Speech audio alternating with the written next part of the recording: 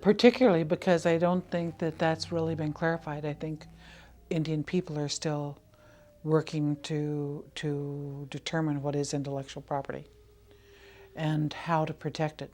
The whole idea of what is appropriate to use. Coyote stories. For the Salish people, coyote stories are a winter activity and governed fairly not rigidly maybe, but closely. And in order to keep consistent with what is appropriate, as our elders have told it, you would not tell a coyote story during the spring or the fall. Now, school year begins in the fall and goes through the spring.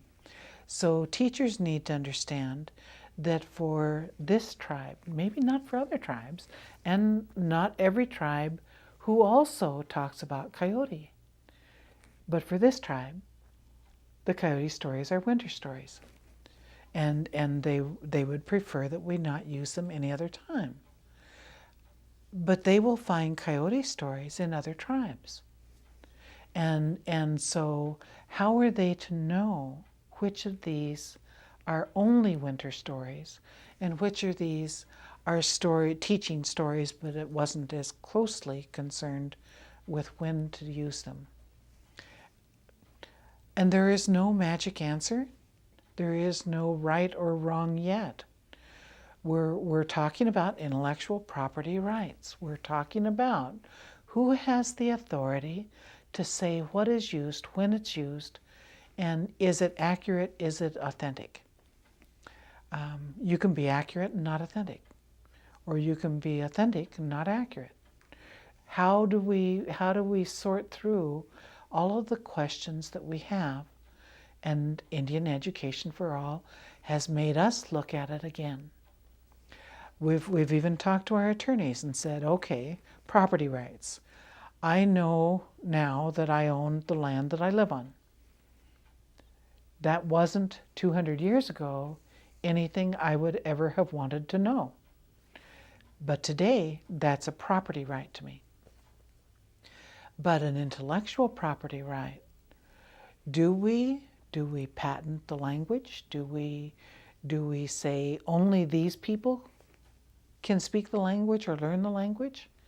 How do we know? Within Indian tradition, religion is so intertwined with how we live that it is sometimes a point that can be used to divide us or to defeat Indian education.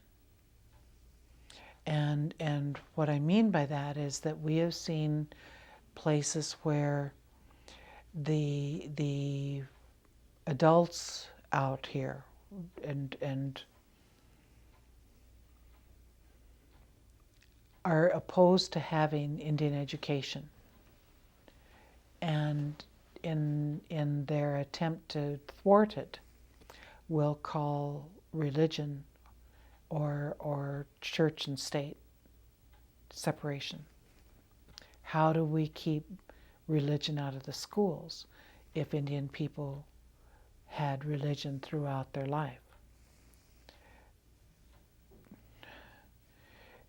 Intellectual property rights would assume that we have the right to keep our worldview intact, whole, and to talk about how the spiritual nature of all things is intertwined. In today's setting, with church and school separated, there are laws preventing us from having that same discussion. So it is an area that has been used to stop the implementation of Indian education classes. What do we do to keep that from happening? I think we have to work very hard with both the Indian people and the non-Indian school setting in understanding better what are those boundaries that we want kept and that we want used. There are discussions within the realm of an Indian community, ceremony, language, practice that our elders do not want us to have available for everybody without regard for its protection and well-being.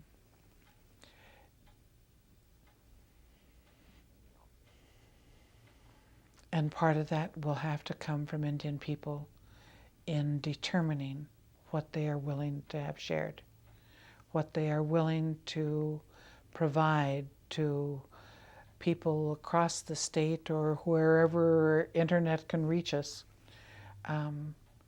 without being able to control how that material will be used. Was the circle that was living it?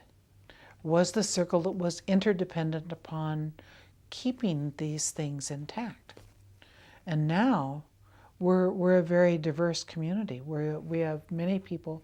This reservation probably will come to grips with that sooner than some of the others, simply because of the opening of the reservation and the fact that Indian people are 26, 27%, depending on which report we look at, of the population here. So we have already had to come to terms with some of the sharing of knowledge and information that some other tribes have not yet had to really face. It's a struggle. It's hard. It's a hard question. I want our people to be valued and honored and respected, and I do not want our traditions and our knowledge to be disrespected or dishonored. But I still want who we are taught across the state to people who wouldn't otherwise know. I want to know that the people who are elected to the legislature in this state understand the property rights that have, by law, been established for Indian peoples in the state, that are still being clarified for water rights, mineral, air, that are the source of both our coming together in protection and our division when we look at who has that control. Those are tough questions, but I want people knowledgeable to be able to debate them.